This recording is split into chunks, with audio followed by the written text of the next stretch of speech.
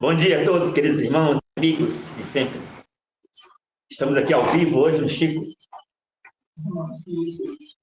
de corpo e alma. Tudo bem com vocês? Um beijo no coração de cada um de vocês. Vamos à canção.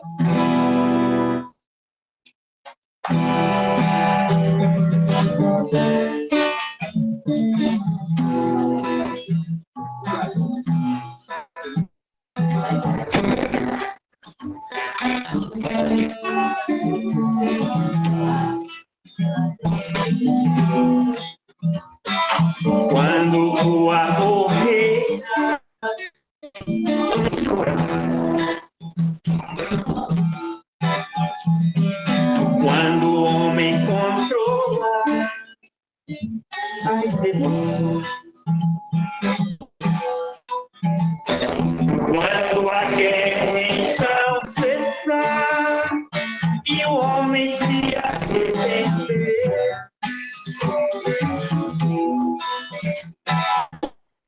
vai se transformar e o bem irá prevalecer.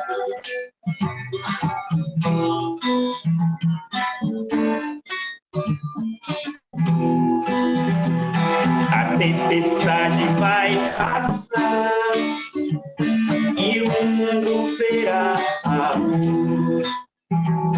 A paz então irá reinar, como prometeu Jesus.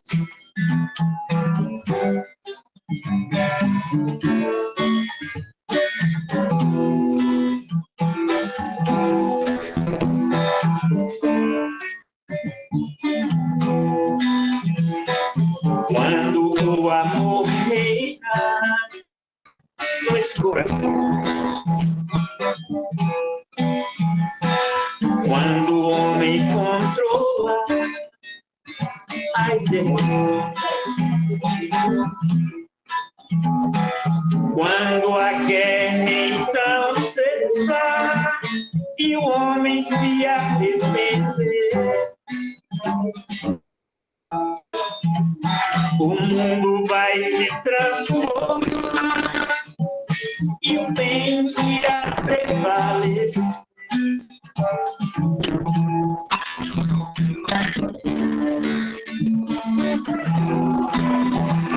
A tempestade vai passar e o mundo verá a luz.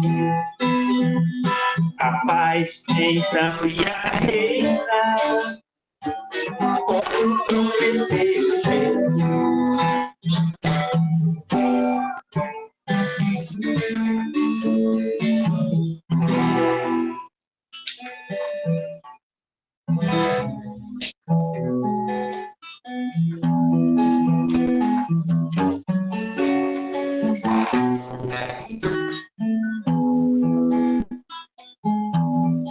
Se alguma vez você pensar em desistir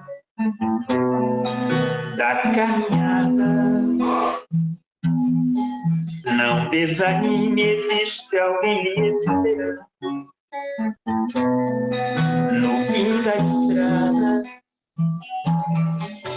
Tenha certeza que o amanhã renascerá, que a luz do sol vai te encher de alegria. Não deixa a luz dentro de ti se apagar. Tenha fé e alegria.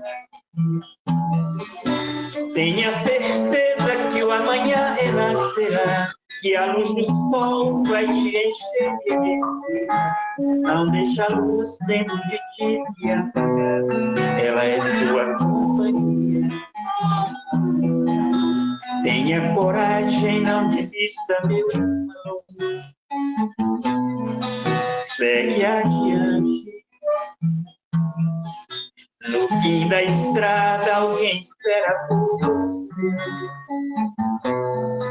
Vai confiante. Tenha certeza que o amanhã renascerá, que a luz do sol vai te encher. não deixa a luz dentro de ti se apagar. Tenha fé e alegria, tenha certeza que o amanhã renascerá, que a luz do sol vai te encher de alegria. Não deixa a luz dentro de ti se apagar, ela é sua companhia.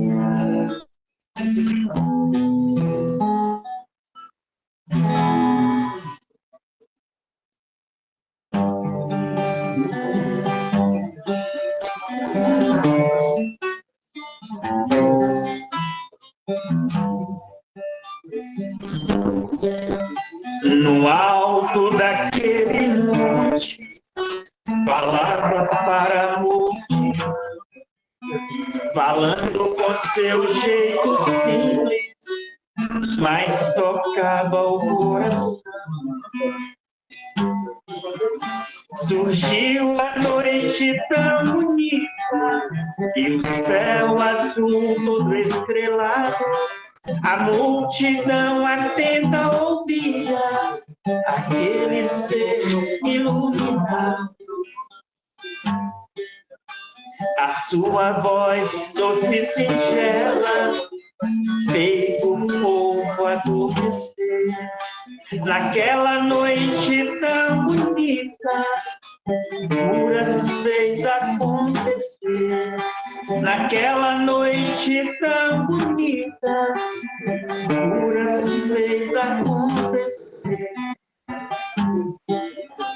Naquela noite brilhou uma grande luz do alto daquele monte. Falava o Mestre Jesus, do alto daquele monte. Falava o Mestre Jesus. Surgiu a noite tão bonita e o céu azul todo estrelado. A multidão atenta ouvia aquele ser iluminado.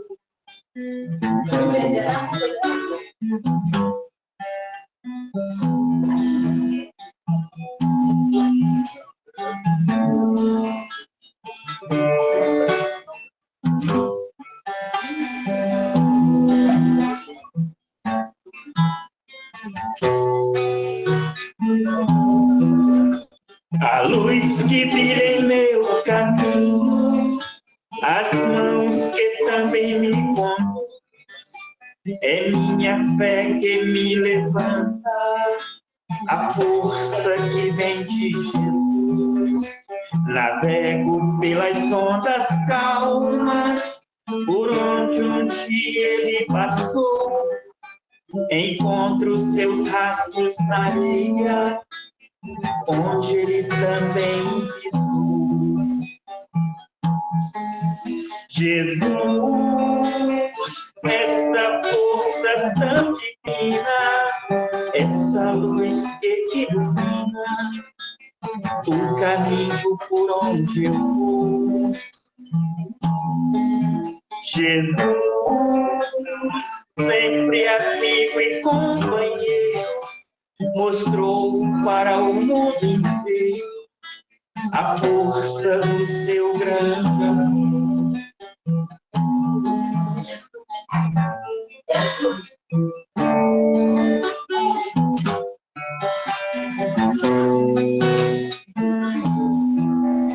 O amor é a pura essência de Deus, é a água, é o pão que alimenta, é a força que move o ser. O amor é a fonte que nasce no mundo, é a chuva que cai sobre a terra, é o brilho do sol no horizonte. Somente o amor faz a gente viver e sonhar, dá força pra gente amar e ser amado. Quando se ama, o verdadeiro amor é assim, é paciente, compreende, perdoa, deixa este amor nascer em ti.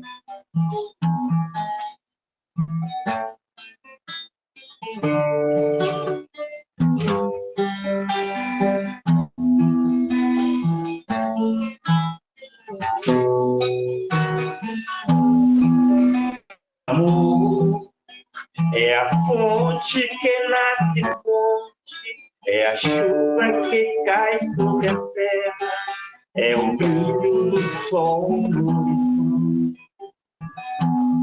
Somente o amor faz a gente viver e sonhar, dá força pra gente amar e ser amado. Quando se ama, o verdadeiro amor é assim, é paciente, compreende, perdoa, deixa este amor nascer em ti.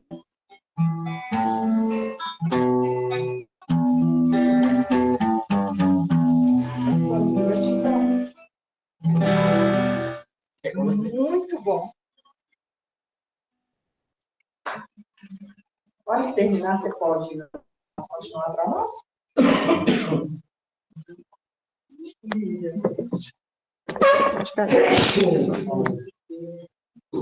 Mais uma vez, bom dia a todos, virtuais, presenciais, encarnados e desencarnados. Então, eu vou passar para a Marcelinha fazer uma leitura para nós e depois a gente faz a prece.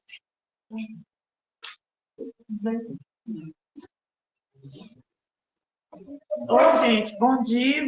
Vou ler uma mensagem aqui do livro Sinal Verde, do Chico Xavier. Temas da... Procure silenciar onde você não possa prestar auxílio. A vida dos outros, qual se afirma na expressão, é realmente dos outros, e não nós. Devo compreender que o erro de outro, hoje, talvez não será o meu amanhã, já que, nas trilhas evolutivas da Terra, somos ainda portadores da natureza humana. O tempo que se emprega na crítica pode ser usado em construção. Anote, em qualquer tempo, a situação, os pontos de vista e as oportunidades, os recursos e os interesses, o sentimento e a ação dos outros são sempre muito diversos do seu. Criticar não resolve, porque o trabalho da criatura é que lhe determina o valor.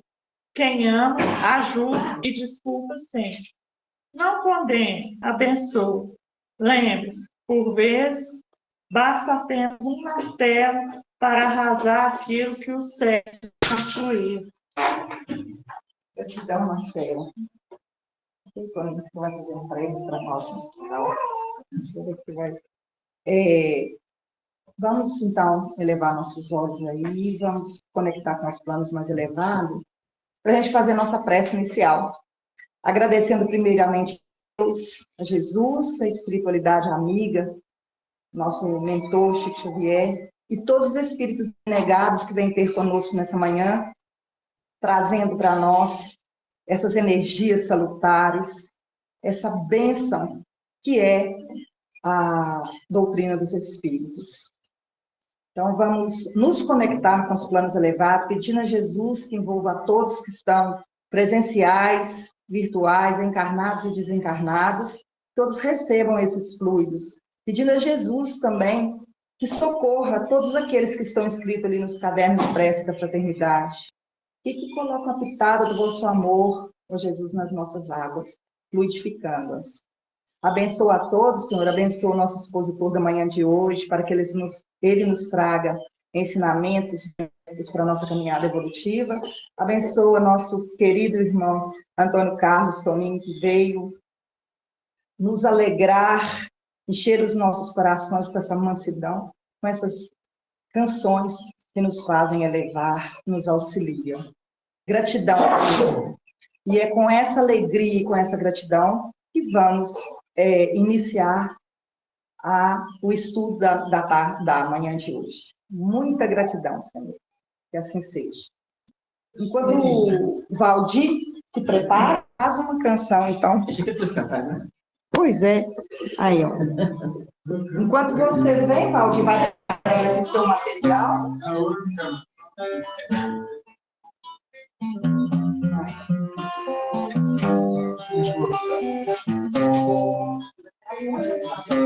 O dia amanheceu e o sol vem clareando toda a terra, e as horas vão passando tão depressa, e eu aqui, sem saber o que fazer pra onde ir.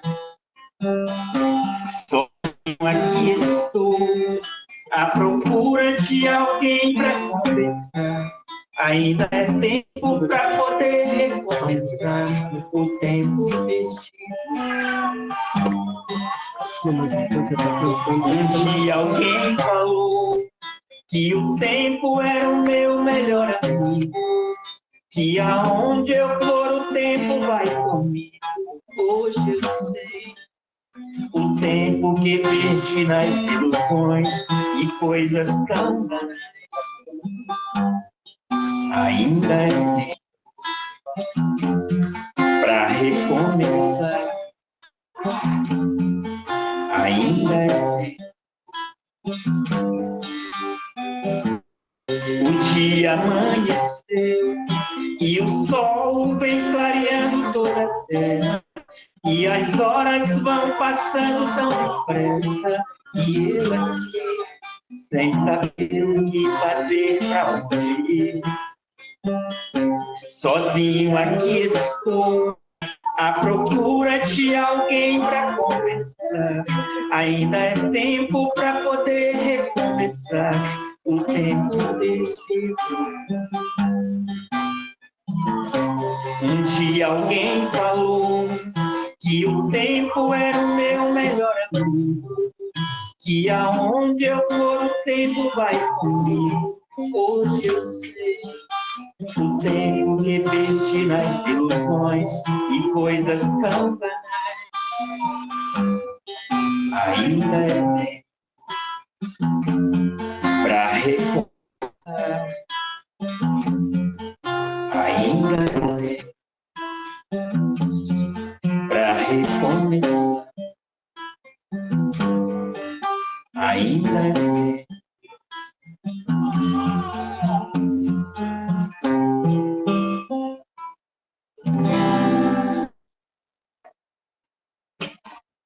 É com você, Valdir?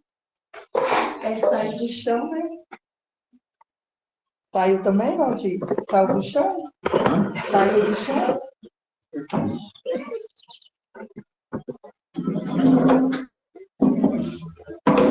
Não, vou ter que ficar me vendo. Eu lembro minha cara. Puxa pra trás. O Valdir tem que ficar perto. Não, sai esse. Porque ele fala baixo. Aí você vê seu foco aqui. Tá vendo ele? Apareceu o falante mais, né? Uhum.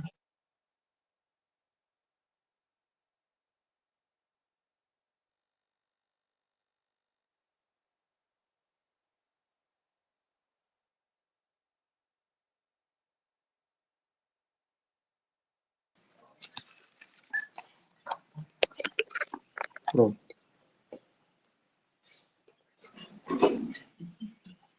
Ele vai com ele aí. Deixa ele.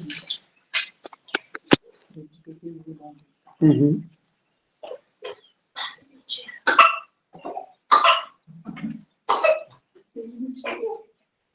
É de mentira? Tá bom. Desligou. Desligou.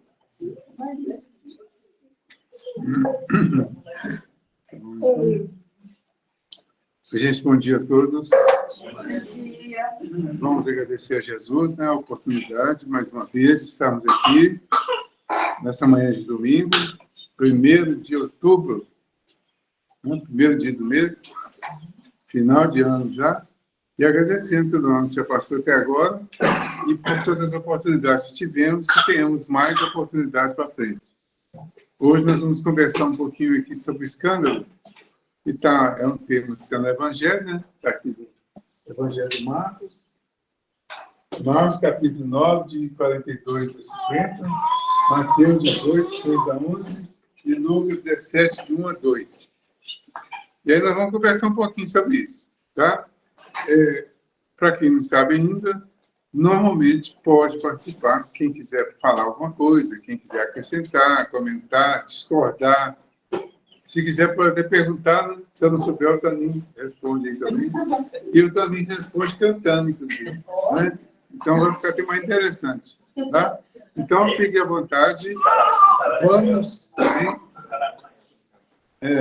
Então, vamos conversar, vamos, dentro do possível, quem quiser participar, é bom participar, porque às vezes a pergunta de um pode ser a pergunta de muitos outros. E aí facilita até para o entendimento geral. Tá bom? Fique à vontade. Não é obrigado, mas se quiser, fique à vontade. Nós pegamos aqui o Evangelho do Marcos, vamos partir dele. Então, no Marcos, é o capítulo 9, versículos 42 a 50. O que ele diz assim? Qualquer que escandalizar um destes pequeninos que creem em mim, melhor lhe fora que ele pusesse ao pescoço um grande pedaço, uma grande pedra de moinho e que fosse lançado no mar. E se a tua mão te escandalizar, corta. Melhor é para ti entrares na vida aleijado do que, tendo duas mãos, ires para o inferno, para o fogo que nunca se apaga, onde o seu bicho não morre e o fogo nunca se apaga. E se o teu pé te escandalizar, corta-o. Melhor é para ti entrares coxo na vida do que, tendo dois pés, seres lançado no inferno, no fogo que nunca se apaga. E se o teu olho te escandalizar, lança-o fora. Melhor é para ti entrares no reino de Deus com um só olho, do que, tendo dois olhos, ser lançado no fogo do inferno. Porque cada um será salgado com fogo, e cada sacrifício será salgado com sal. Bom é o sal, mas se o sal se torna insosso, com que o adubareis? Tende sal em vós mesmos e paz uns com os outros. Entenderam? Todo mundo entendeu? Sim ou não? Todo mundo entendeu? Ótimo. Eu acho que não, né? Mas todo mundo fala que sim. Pois é. Sabe por que eu pergunto isso? Pelo seguinte, o Evangelho, quando a gente lê uma vez ou duas vezes, que só lê, a gente nunca entende direito. E às vezes a gente fica tímido de falar que não entendeu. E realmente não entendeu. Eu também não entendi ainda não. Apesar de eu já ter lido, já ter estudado e tal, eu não entendi ainda. A primeira leitura é muito difícil de entender. Porque você ouve coisas aqui, você lê coisas no Evangelho, que tem hora que parece que é absurdo. Né? Essa aqui, por exemplo, que faz o escândalo, você cortar a mão, furar o olho, cortar o pé, tá esquisito, né? Então, eu vou cortar o pé, cortar a mão, furar o olho, não é estranho? Então, se é estranho, significa que ele entendeu. Porque se está no Evangelho, tem alguma coisa aqui que é para ser entendido e para ser vivido. Mas se eu não entendi e achei estranho, ou seja, se eu achei estranho, então não entendi. Porque então a mensagem não é essa. E aí que está a importância de estudar o Evangelho. É para descobrir qual é a mensagem. Qual é a lição. A lição do Evangelho que a gente estuda aqui é uma lição dita por Jesus que resume as lições que nós precisamos viver na vida. Então, as lições da vida são muito diversificadas, são muito variadas. Eu imagino que cada um de nós aqui tem um conflitozinho, problemazinho, uma dificuldadezinha, não tem? Ou é só eu? Todo mundo tem uma coisinha, não tem? Essa coisinha que nos incomoda é alguma coisa que nós não entendemos ainda, por isso incomoda. Certo? Muitos de nós procuramos o Evangelho, procuramos a casa espírita, a igreja, para achar uma explicação e uma solução, às vezes, para algo que incomoda. Então, esse algo que incomoda e que eu não entendi ainda, incomoda por isso. Aí eu quero resolver logo aquilo. Mas para resolver, eu preciso compreender. Às vezes, tem coisa que não tem solução. Aí você já pode vir aqui. Uma pessoa que nasce com uma deficiência física, que não tem solução para a medicina. A pessoa vai ter que viver a vida toda com essa deficiência. Tem uma explicação lógica para isso? A gente consegue entender? Principalmente quem está vivendo? Não. Aí a gente tem que achar uma explicação para que a pessoa viva bem desse jeito a vida toda. Até finalizar essa encarnação aqui, e talvez só depois é que ela vai entender amplamente tudo o que aconteceu.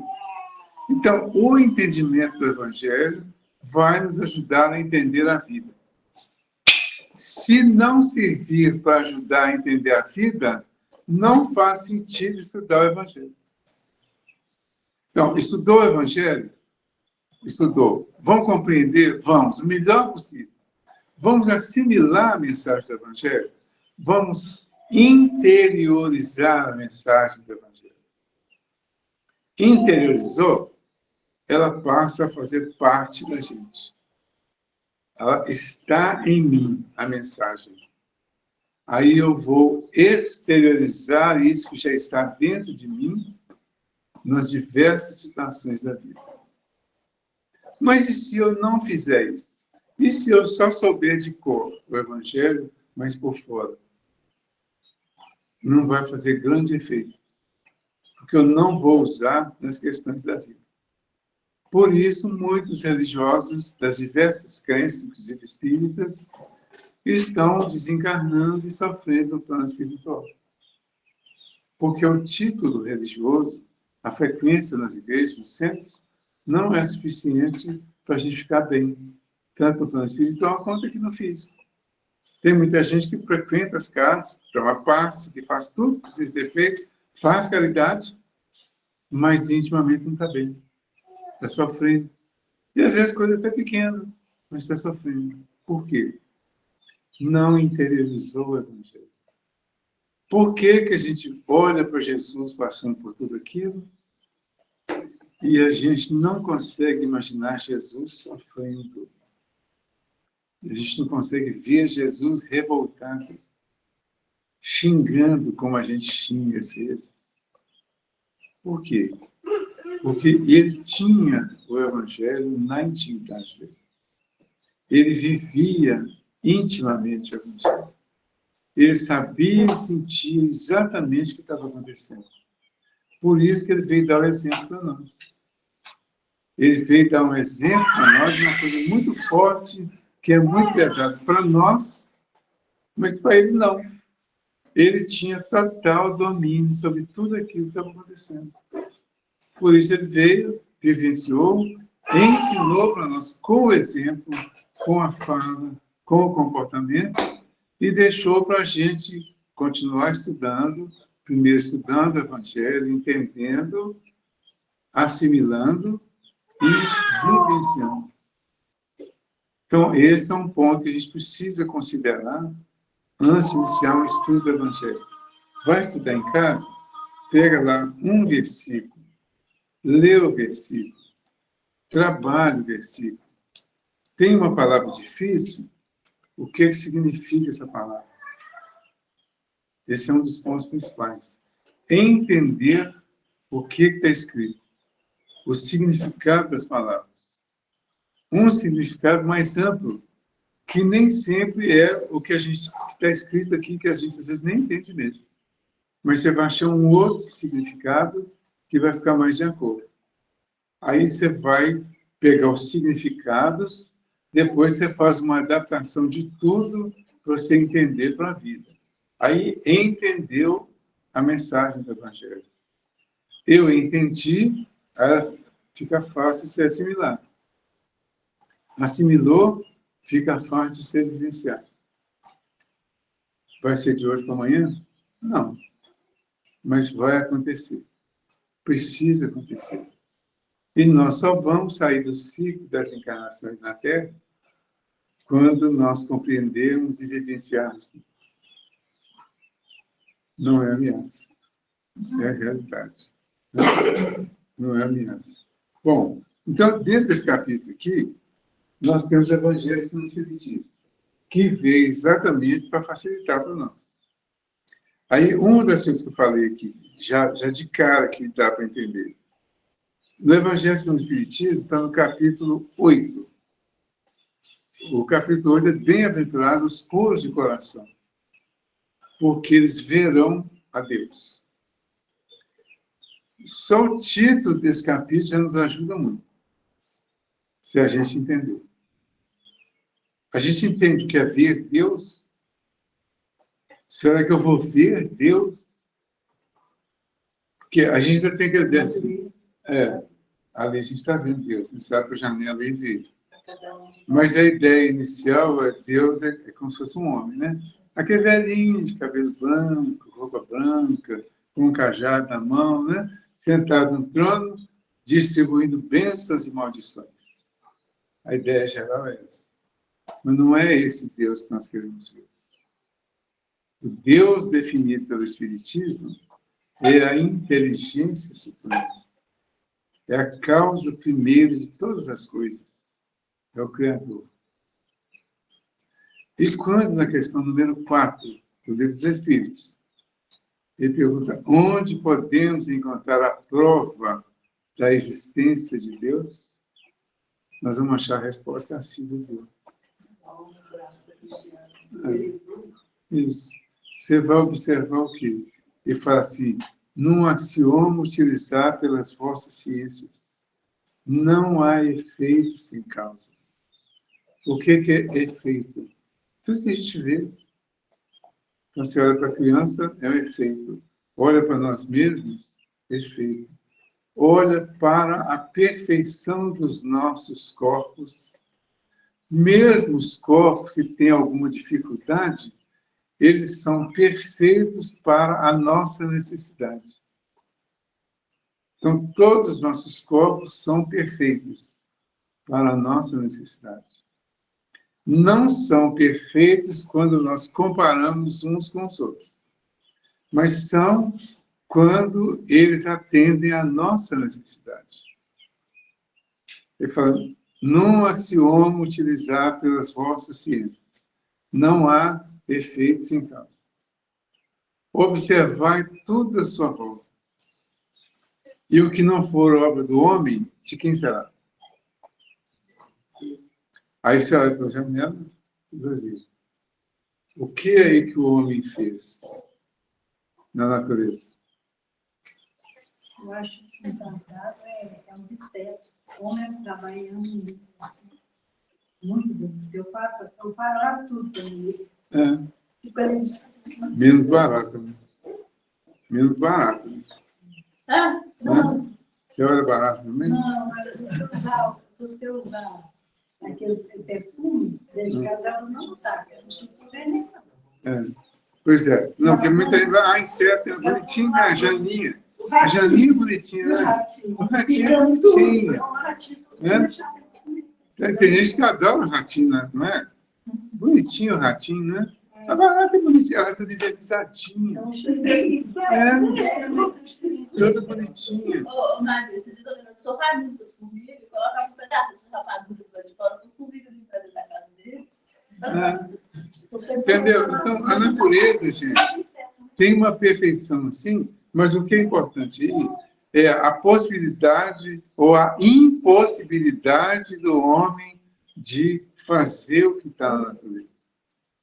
Você é capaz, o homem é capaz de fazer um braço, uma perna, um órgão físico, uma peça física de produtos criados pelo homem aqui, ele faz igualzinho o original. Mas ele não consegue colocar vida nisso. O movimento de um braço mecânico é mecânico. Ele não tem vida. Ele não tem vitalidade. Ele não tem circulação sanguínea. Ele não tem sensibilidade. Isso o homem não faz. A vida que nós temos aqui na Terra, que vai acabar, mesmo assim, o homem não é capaz de repor essa vida. Ele é capaz de ajudar para que essa vida até se prolongue até um determinado tempo. Mas chega um tempo que nenhum homem é capaz de impedir que ela acabe. Então aí está Deus. O contrário disso tudo, e o que a gente acha que essa está tudo errado, é que é exatamente o escândalo. Certo? Que é o nosso tema, né? Então, aqui ele fala assim, no item 12 do Evangelho, ele fala assim, no sentido vulgar, escândalo se diz de toda ação que, de modo ostensivo, vá de encontro à moral ou ao decoro. Isso no sentido geral. O escândalo não está na ação em si mesma, mas na repercussão que possa ter. A palavra escândalo implica sempre a ideia de um certo arruído. Então, o que a gente chama de escândalo? Principalmente os artistas, né, vivem envolvidos em escândalos. Qualquer coisinha que um artista faz aí, vira um escândalo, né? Quando é divulgado. Nossa, você viu o que aconteceu? Né? Aquela menina lá, como é que ela chama? Separou. A menina aí, a Sandy, né? A Sandy com o camarada lá, o Lima lá, né? Eles é capaz de separar, um escândalo. Uma pessoa fez uma coisa aí, uma coisa bem comum até. Mas quando é artista, então vira um escândalo. Esse é o tradicional. Mas ele fala aqui o seguinte, a palavra escândalo implica sempre a ideia de um certo arruído, e por isso é temido por nós. Mas ele define de uma forma que eu acho sensacional. Ele fala assim, muitas pessoas se contentam com evitar o escândalo. Por isso, nós escondemos muita coisa para não virar escândalo. Todo mundo aqui tem um segredinho? Todo mundo tem, não tem? Ou não? Não? Só um. Não. Um segredinho. 2, 3, 10. Aí, Todo mundo tem um segredinho, não tem? deixar baixo. Por que a gente tem segredo? Vocês já pensaram nisso? A gente tem segredo porque esse segredo, se viesse à tona, viraria o quê? Um escândalo. De proporções proporcionais à situação, ao momento. Então, para não virar escândalo, a gente faz horrores para não aparecer. E acaba aparecendo um dia. Né? Então, tudo isso seria um escândalo. Sim? O escândalo é mais ou menos companheiro da mentira também? O segredo, quer dizer, o segredo é companheiro da Sim. mentira? Por quê? Você mente sobre um determinado fato para que ele não venha à tona, para não virar o escândalo que você não quer que vire. Aí mente. Vira uma cumplicidade. E uma complicação, exatamente. Porque aí, mentira, você tem que estar sempre alimentando.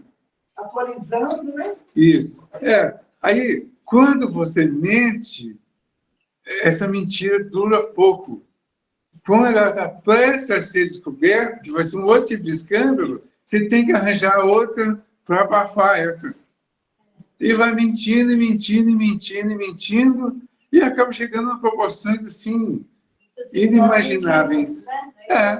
Mentiroso. Exatamente. Na verdade, você já Isso. mentiu. E para a gente mesmo, e o pior, para a gente mesmo. É igual a gente roubar, né? Eu roubar do meu marido. Ah, porque custou tanto, eu vou falar para ele que foi mais tanto, para me poder pegar tanto. Quer dizer, eu estou roubando não é dele, eu estou roubando porque é meu. Porque nós dois temos que compartilhar as coisas, né? Isso, exatamente. De olho Entendeu? nela, Elisandra. De hoje a dia. Ela fez a confissão aí agora. Né? Aí, ó, tá vendo? Olha o escândalo aí, ó. Fazendo fofoca. Aí é outro tipo de escândalo, fofoca. Né? Já compreendo como Cutucar. como o pecado, o erro, a falha. Isso. Então, o que vai te atrapalhar a resolução espiritual. Então, assim, quando você lia, eu pensava sobre perder a mão, deixar de ter a mão, cortar as golpes. Então, assim, parece muito forte, muito fora. Mas, na verdade, quando você pensa em reencarnação, isso realmente acontece. Isso, porque os espíritos pedem para nascer sem aquela que, ou seja, ele abre mão, ele não corta, ele abre mão de não ter aquela parte do corpo, isso. porque sabe que aquilo ali vai levar ao escândalo, o erro. Vou levar a continuidade. O declínio espiritual. Isso. Então, eu vejo exatamente por esse lado, assim, de abrir. Aí, quando você fala de parte do corpo, às vezes você está numa situação que você está lidando com dinheiro, está tendo muita tentação ali naquele carro, na empresa, de subtrair, de roubar. Deixa o carro. Está vendo que esse. Você está com um grupo de amigos, ou bebendo, fazendo uma coisa que está agradável, mas você sabe que está te levando. Larga para lá, corta aquilo. Então, é exportando aí as coisas durante a vida da gente que são agradáveis. Esse é o objetivo. Agradáveis, mas que você sabe lá dentro que vai te levar. Que vai gerar situações que não vai te complicadas. queimar. Isso. Então, como que ele define aqui? Ó? Então, a palavra escândalo implica sempre a ideia de um certo arruído.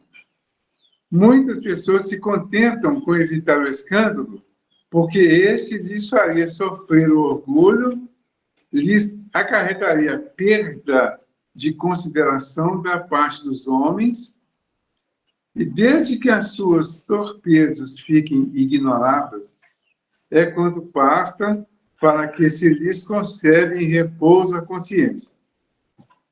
São, no dizer de Jesus, sepulcros branqueados por fora, mas cheios por dentro de podridões, vasos limpos no exterior e sujos no interior. Então, nesse sentido, é aquilo que a gente esconde, é o tal do segredinho às vezes, porque esconde uma coisa que você vive, já viveu, já fez, que você sabe que está errado, que você quer esconder para não gerar uma situação pior quando for divulgado. Esse é um dos pontos. Esse é no sentido geral. Mas no outro ele fala aqui, no sentido evangélico, a acepção da palavra escândalo, tão a miúde empregada, é muito mais geral, pelo que, em certos casos, não se lhe apreende o significado. Então, já não é somente o que afeta a consciência de outrem. É tudo que resulta dos vícios e das imperfeições humanas, toda reação má de um indivíduo para outro, com ou sem repercussão. Então, aí entra nos que ela falou dos pecados. Quer dizer, tudo que a gente fazia errado, que era uma forma de escândalo contra os homens, ou contra a lei de Deus, ou contra Deus, como se dizia, aí é o pecado. Mas, de qualquer forma, a gente tenta esconder o pecado até de Deus, como se Deus não fosse saber o que a gente faz de fato. Né? Aí tenta esconder, tenta disfarçar isso. Aí finaliza dizendo assim, o escândalo, neste caso, é o resultado efetivo do mal moral.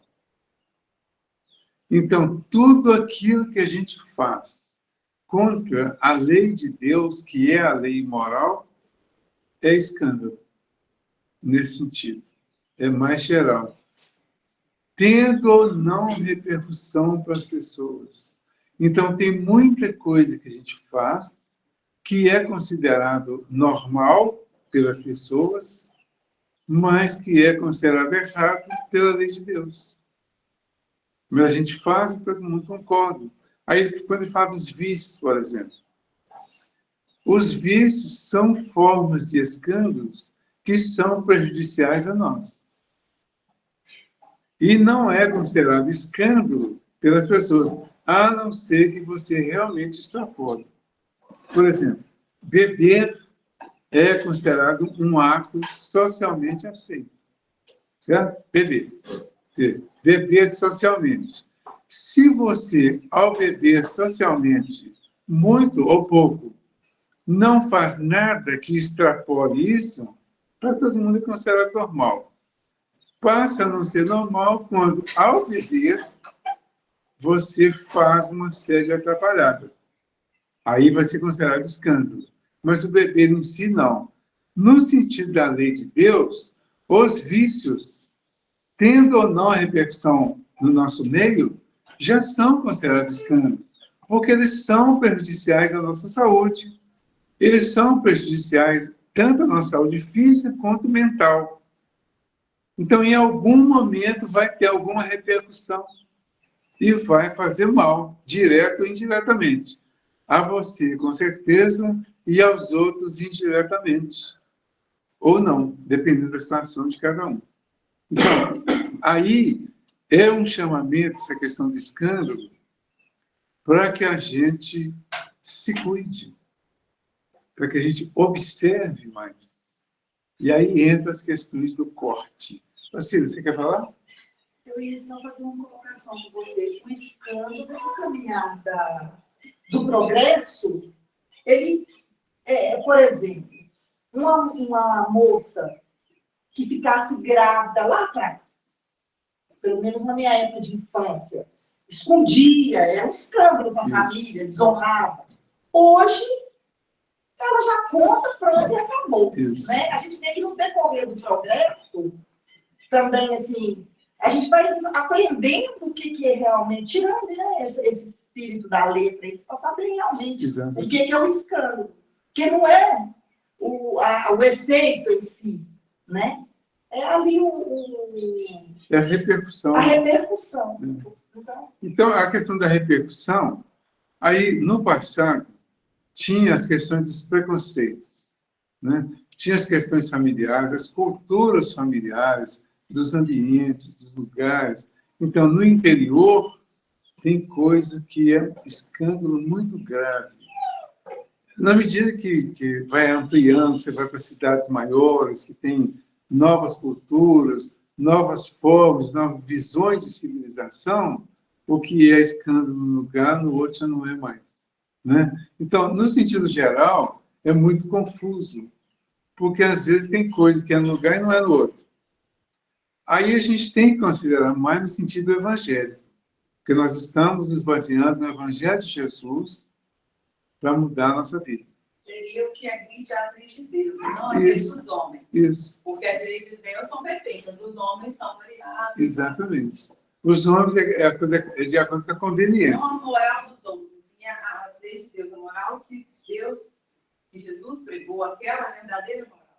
Isso. Inclusive, para os homens em geral, tem coisa que a gente faz, ou que a gente deixa de fazer, depois que começa a estudar o Evangelho, que para as pessoas fica parecendo que é um escândalo, que é um desrespeito. Eu já fui chamado de antissocial de várias formas, por vários motivos, porque estava fazendo alguma coisa dentro do Evangelho, ou dentro das propostas que a gente tem de trabalhar no Evangelho. Então, para muitas pessoas, isso aí passa a ser um tipo de escândalo, porque elas não conseguem aceitar, não conseguem entender você mudar determinados comportamentos que ficam contrário à maioria. Então, você tem uma família muito grande, por exemplo, todo mundo tem lá os seus excessos, nos vícios, inclusive na bebida, por exemplo, né? No comer exageradamente em determinadas épocas. O pior, né? Isso. Aí, exatamente. Que aí uns vão incentivando os outros, né? De repente você está lá, o único diferente no meio de todo mundo. É como se você fosse o escândalo do grupo ali. Todo mundo faz uma coisa, só você que não. Né? Então, aí nós temos que fazer o quê? Na questão da mudança do comportamento dentro do Evangelho, nós temos que considerar o seguinte: temos que ter a nossa posição como indivíduos. Certo? Então, eu tenho a minha posição como indivíduo. Certo e errado é uma posição individual. Então, eu escolho para mim o que é certo e o que é errado. Quer dizer, o que é errado é o que seria o escândalo, para mim, na minha visão do Evangelho, da doutrina. Eu estou estudando as leis morais. O que é moral e o que não é, para quem está estudando isso. É o que contraria essas leis. Então, isso é individual. Tá? Passa a ser individual. Eu não posso exigir isso das pessoas. Certo? A regra do bem proceder. Exatamente. Então, eu chego para a pessoa e falo assim, isso está errado. Aí eu estou errado ao afirmar isso para alguém. Certo? Isso está errado para mim. Eu não vou fazer. Mas eu não posso acusar alguém ou exigir que alguém mude uma determinada coisa, porque eu já não faço mais aquilo e acho e acredito que isso é errado para mim. Então, o conceito de certo e errado, às vezes é muito confuso, exatamente por isso. Então, é só a gente separar. O que é certo e o que é errado para mim? Aí eu preciso saber isso, para eu fazer baseado nesse meu conhecimento. O que é certo e o que é errado para os outros? Não sei. Por quê? Para os outros é relativo. E a nossa luta é conosco mesmo, né? Bem entre eu e eu. Isso. O nosso aprendizado é eu e Deus. Certo? Então, quando você chega e dita a regra para o outro, você está cometendo um erro. Um julgamento, uma precipitação, às vezes. Você está exigindo de uma pessoa que ela seja ou faça algo que ela não está em condições de fazer. Mesmo que você já faça. Entendeu? Então, para mim é fácil isso. Então, para mim é fácil não fumar. Eu já parei de fumar em 1900 e antigamente. Né? Então, para mim é tranquilo. Já parei. Mas tem pessoas que ainda acreditam que não conseguem parar de fumar. Aí eu vou falar que está errado? Ou certo? Nem uma coisa nem outra. É relativo. Então, coletivamente, o conceito de certo e errado é relativo. Coletivamente. Individualmente, cada um precisa saber para si mesmo o que é o certo e o que é o errado. E vai se basear naquilo que você concluiu que é certo ou errado. Certo? Sem exigir dos outros, sem impor aos outros. Então, aí estaria, em outras palavras, o conceito de escândalo. Toda vez que eu faço alguma coisa que eu já sei que está errado e faço, eu estou praticando algum tipo de escândalo. Bom, se eu estou ainda praticando algum tipo de escândalo e já tenho consciência de que isso não está legal, que isso está errado, o que eu vou fazer? Eu vou cortar esse comportamento.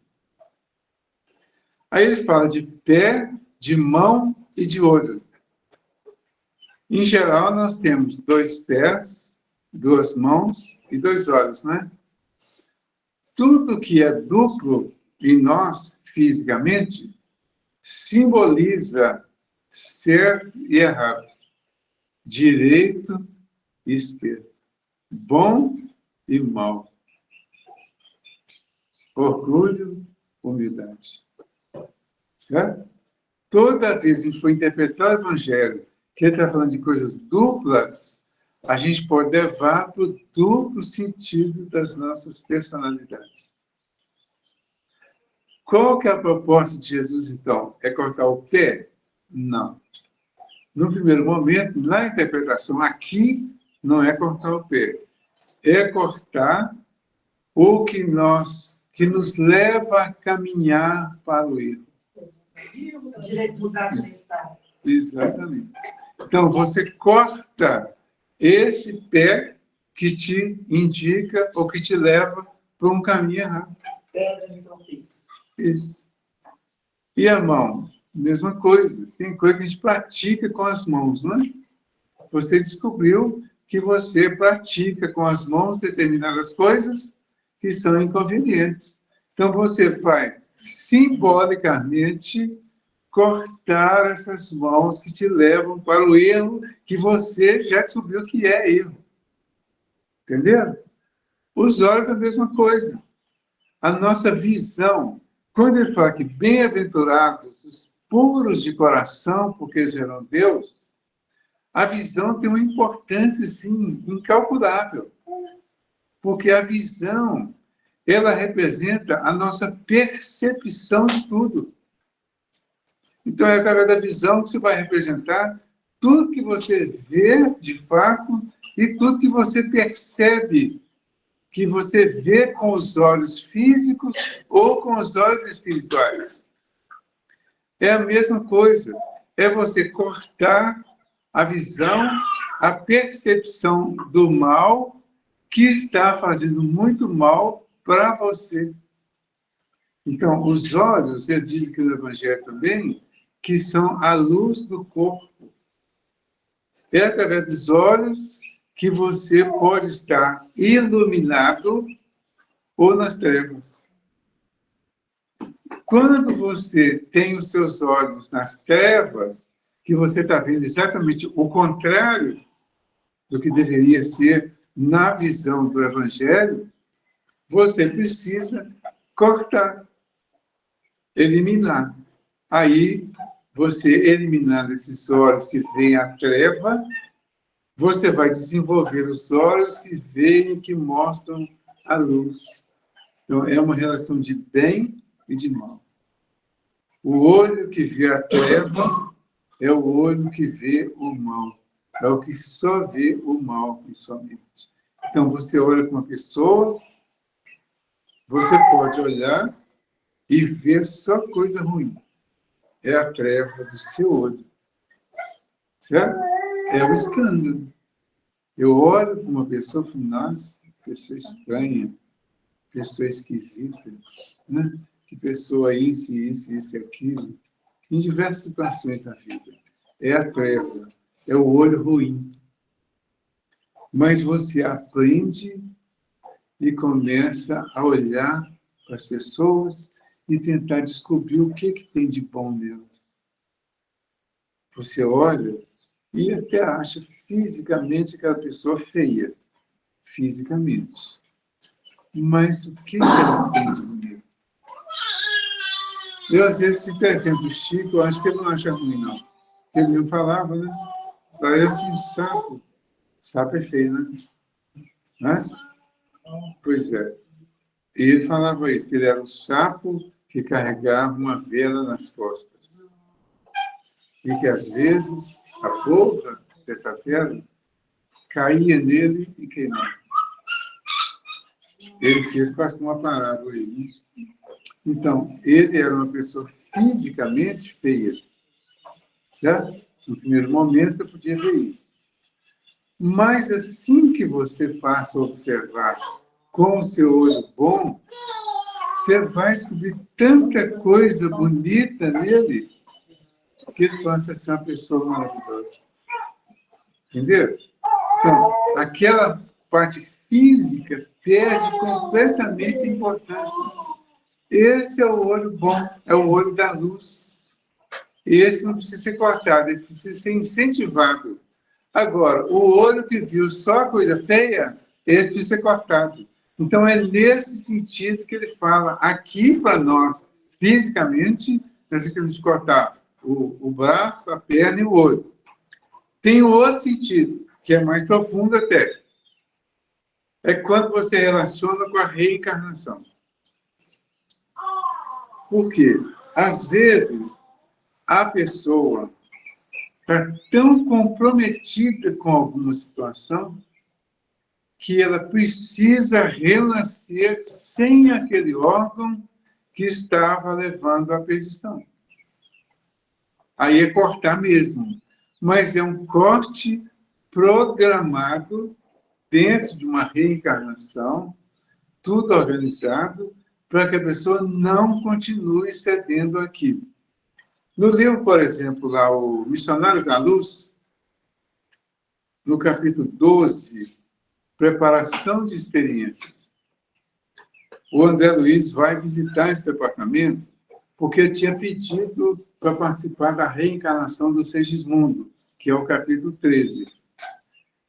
Quando ele pede, o Alexandre fala com ele que ele precisaria passar por esse departamento primeiro, para ele entender essas questões da reencarnação. Então ele vai para lá e descobre uma coisa que ele achou fantástica, ele ficou maravilhado com aquilo. É um lugar onde as pessoas programavam as reencarnações. Então ele disse que viu lá pessoas circulando para lá para cá, com os projetos, tipo um projetinho assim, né? Um rolinho de papel debaixo do braço às vezes. A impressão que eu tive foi exatamente essa. E lá, aquele papelzinho enrolado lá, ele tem o projeto da nova encarnação dele, do novo corpo, o desenho do corpo. Aí tem um, por exemplo, lá, que estava programado renascer com um defeito na perna. Certo? Então, ele promoveu um defeito na perna, que seria um impedimento que, segundo ele, ia ajudá-lo a corrigir a vaidade. Certo? Aí tem vários casos lá, e tem uma senhora, por exemplo, que era muito rica, que ela pede para renascer pobre, com os 4 filhos que ela teve lá no passado, que, através da riqueza que eles tinham antes, ela colaborou para que eles se perdessem completamente. Então, eles renasceriam sem as faculdades mentais. Eles nasceriam deficientes físicos e mentais. Então, cortou na próxima encarnação, no corpo, tudo aquilo que os levou à perdição na encarnação passada. Então, é aí que está simbolizado esse corte. O pastor Lino, inclusive, na interpretação do Evangelho, ele fala que esse negócio do corte é uma das melhores provas da reencarnação. Como que você explicaria uma pessoa cega, surda, muda, sem perna, sem braço, sem alguma coisa? Como você explicaria isso, do ponto de vista da justiça divina? Não tem como você explicar, a não ser que você coloque a reencarnação. Então, o que seria isso aí? Esses membros, esses órgãos, esses recursos foram cortados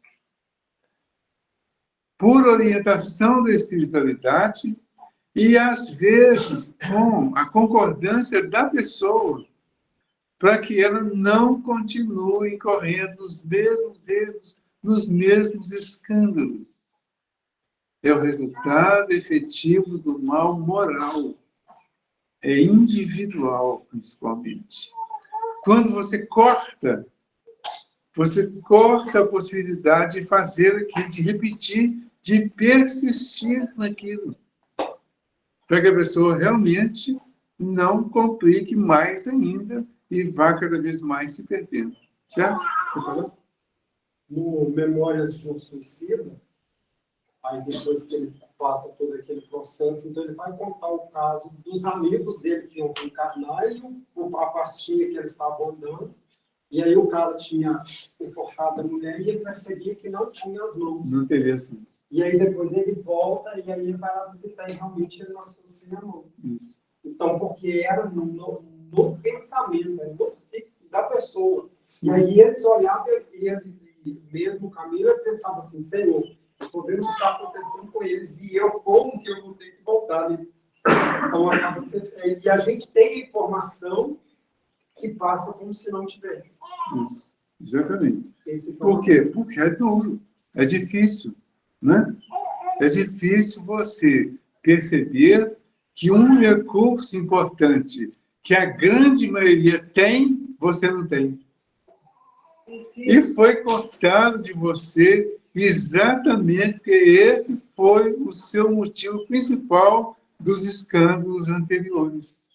E se, por exemplo, durante a caminhada na décima, se nós cortasse tudo que está vendo, não teria necessidade de faltando. Exatamente. Né? Então, aí o único recurso que ele consegue é vir faltando. Isso. Então, isso aí é quando a pessoa já persistiu muito naquele erro. As doenças graves, essas doenças muito graves, câncer, por exemplo, e algumas outras doenças, a lepra, a hanseníase, né? Eu sempre falo lepra, mas o pessoal prefere falar hanseníase. É a mesma coisa, mas mudou o nome. Essas doenças muito graves, você não constrói uma doença dessa em uma encarnação. Não é possível que você, por ter fumado uma encarnação, na outra você vai renascer com câncer no pulmão. Não é assim. É uma construção, é uma repetição. Então, o que você fez? Você promoveu, você exercitou um determinado escândalo durante 1, 2, 3, 4 encarnações, e em cada uma delas você vem com algum impedimento, alguma dificuldade para não dar continuidade. Mas tem muita gente que, por exemplo, você tem um problema de pressão alta, né? Hipertensão. Tem muita gente boa que controla direitinho o tempo de fazer efeito o remédio para continuar bebendo, por exemplo, para praticar um determinado vício. Tem pessoas que tomam medicamento contra asma, bronquite, asma, essas questões respiratórias, tomam medicamento e continuam fumando. Quando dá alguma crise, mais medicamento para não parar de fumar. Certo? Então, o que vai acontecendo? Ela vai complicando o processo. A repetição complica o processo. Até vir com a falta total. Até nascer criança com cirrose. Cirrose é uma doença característica das pessoas que beberam por muito tempo e muito. Então, vai chegar um ponto que já vai nascer com cirrose. Por quê? Cortou um dos instrumentos, né, um dos órgãos, que de alguma forma amenizava esses excessos nessa área. Mas o excesso foi tão exagerado, tão além, que ela lesou completamente o órgão. Então ele vai nascer totalmente doente. Ou seja, você não pode de jeito nenhum nem olhar para álcool. Se olhar, você adoece e morre. Entendeu? Então, tudo isso aí está relacionado. O escândalo que vem no momento, ele é a consequência do escândalo que nós fazíamos no momento passado. Certo? E na reencarnação, isso vai ficando cada vez mais claro. E tem muitos exemplos. Você falou do Memória do Suicida. Nos últimos capítulos, o Camilo vai falar da reencarnação dele. Né? E aí ele vai contar como que vai ser a reencarnação dele. E ele vai falar dos outros, e depois, no finalzinho, que ele vai falar da dele. Né? De como será a reencarnação.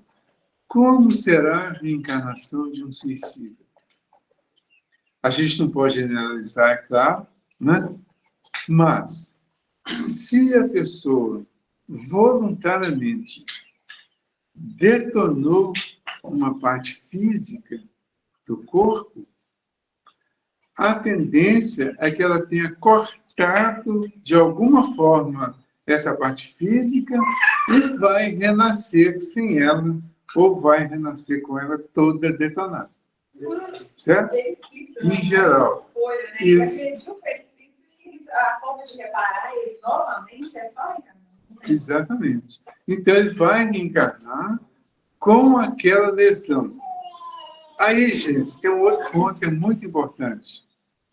a gente às vezes pratica um outro escândalo em cima do escândalo que vem como resposta, que é exatamente o de não se tratar, de não procurar as soluções. Tem coisa que não tem solução definitiva, mas tem solução paliativa. A solução paliativa, ela vai amenizar a dor da falta daquele órgão, mas ela vai reconstruir a lesão que está no perispírito. Ficar na fila do INSS, do SAMU, aguardando um órgão para transplante, ou um exame para solucionar algum problema, isso é uma reconstrução moral. É uma reconstrução do campo energético do perispírito. Você vai reconstruir algo que você destruiu no físico e que ficou registrado no espiritual. Por isso é necessário fazer o tratamento, buscar a solução. Porque quando você busca a solução para uma coisa que não tem cura fisicamente, você está buscando a solução para a cura no perispírito. Para que na próxima reencarnação, você já renasça com aquele órgão em perfeitas condições. Certo? Então, muita gente perpetua o problema e desencarna de novo na condição de suicida indireto, porque não cuidou. É importante a gente rever. Terminou ontem o Setembro Amarelo, né? O Setembro Amarelo foi trabalhado assim, as questões de suicídio, foi muito falado. Eu mesmo falei várias vezes a respeito, em diversos lugares, e tratando tanto do suicídio direto ou consciente, e do indireto ou inconsciente. No indireto, você vai achar vários relatos de pessoas que se suicidaram indiretamente porque não se trataram em algumas situações de doença grave. Você tem uma doença grave. Câncer. Câncer não tem cura. O que você faz? Eu vou cruzar os braços e espero morrer. Não se trata. Quando você se trata, você pode viver mais 10, 15, 20 anos, até mais. Você está com a doença, mas está tratando. Está tratando para atingir o tempo certo, que foi programado. Você precisa conviver com esse câncer por 30 anos. Então, você vai tratar, no final dos 30 anos, você vai desencarnar. O seu perispírito estará bem reconstituído e você, intimamente, estará em melhores condições. Mas e se você não se trata? Você não reconstituiu o perispírito, não ficou bem intimamente e não conseguiu atingir os 30 anos, porque o medicamento, o alívio que alguns medicamentos trazem, facilitam, te dão mais conforto para você chegar ao tempo certo. Porque se você não chegar no tempo certo, significa que vai antecipar. Se antecipar, é suicídio. Toda vez que a gente deixa de morrer no tempo certo, é suicídio. Por menor que seja esse tempo, é suicídio. Vai passar pelas consequências. Você tem uma doença, tem vontade de tratar, de curar, mas as condições não favorecem. Sim. Isso, infelizmente, fica meses, talvez até anos esperando, mas na hora que vai ver o caso de um câncer, já evoluiu muito. É complicado. Né? Sim, mas você está tentando, sim. Isso aqui é importante. Então, você está fazendo a sua parte. Você está tratando o seu perispírito. Você está tratando a sua parte moral. Por que você não conseguiu ainda? Porque isso faz parte do seu processo de recuperação. Entendeu? Então, você está convivendo com a situação. É um escândalo necessário. É o que Jesus fala. É necessário que o escândalo venha. Por quê? Porque nós temos muita coisa aqui para ser consertada.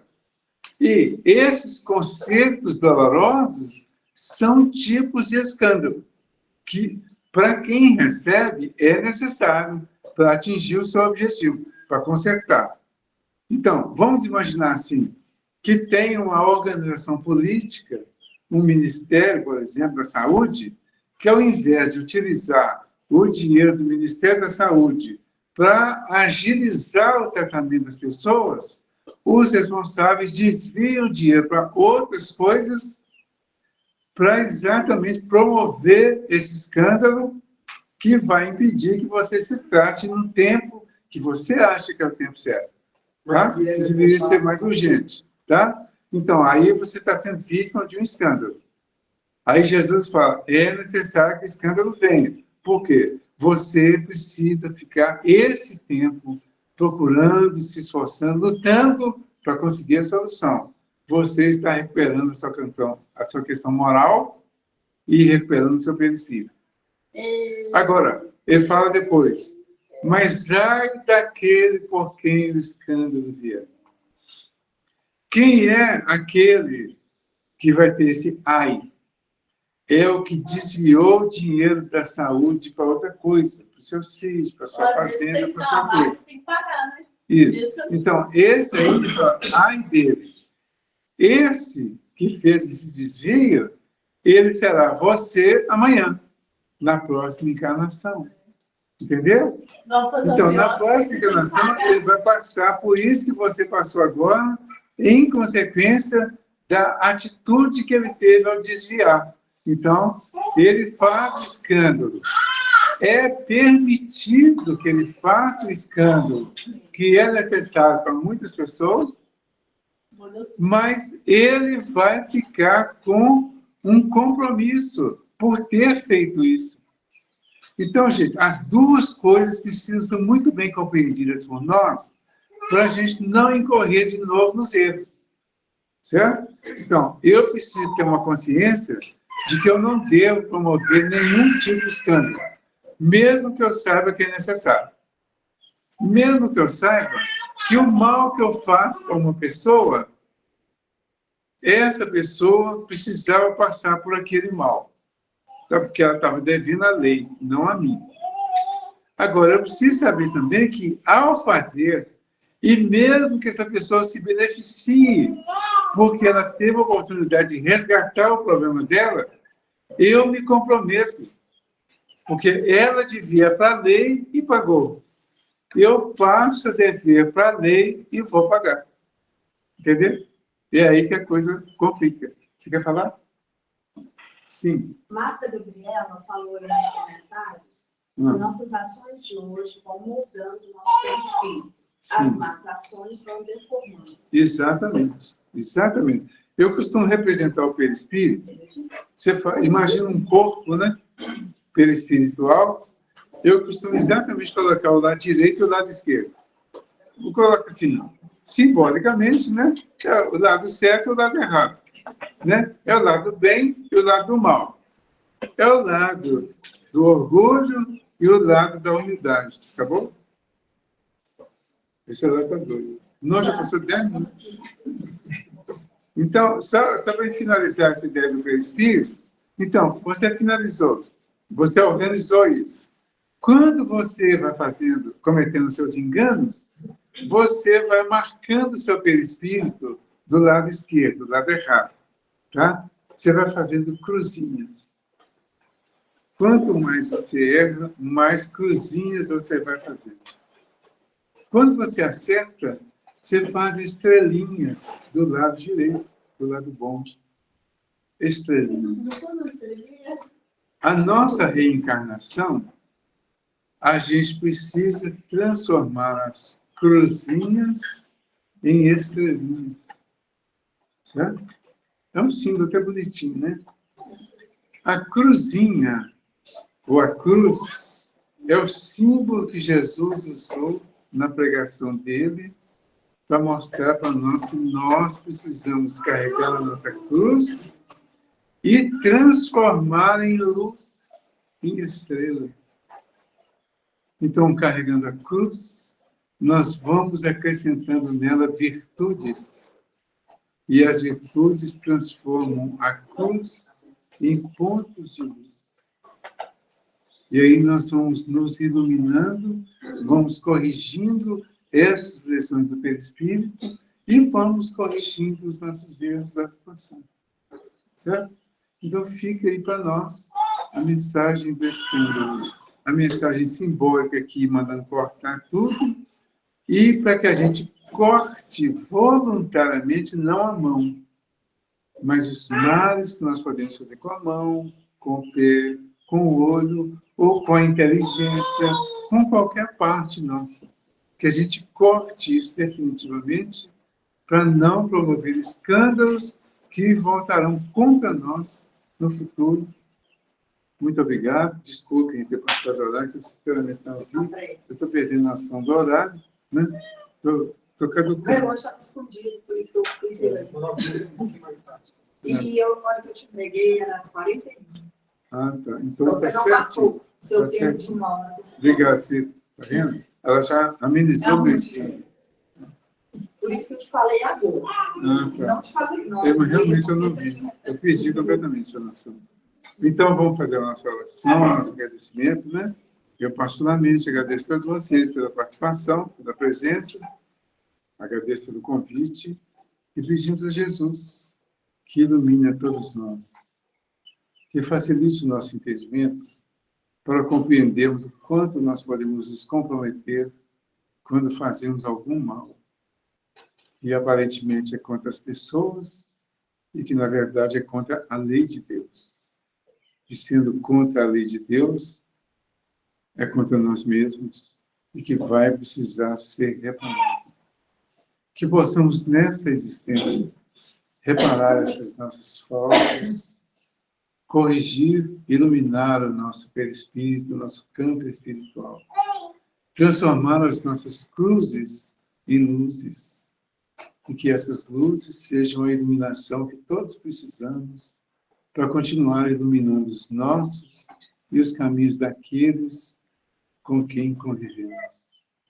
E que possamos seguir a própria orientação dele, de deixar brilhar a nossa luz diante dos homens, através das nossas boas obras, para que eles e nós todos louvemos ao Pai que está nos céus e que faz com que nós tenhamos sempre a oportunidade de refazer, de consertar, de reconstruir aquilo que nós deixamos errado para trás. Obrigado, Senhor, por esta casa, pela sua direção espiritual, pela sua direção física, por todos aqueles que trabalham direto ou indiretamente para a existência dessa e de todas as casas onde podemos nos reunir para estudar e compreender o teu Evangelho e fazer a mudança das nossas vidas para a construção do reino dos céus. Obrigado, Senhor, que a tua paz nos envolva agora e sempre. Que assim seja. Obrigado a vocês.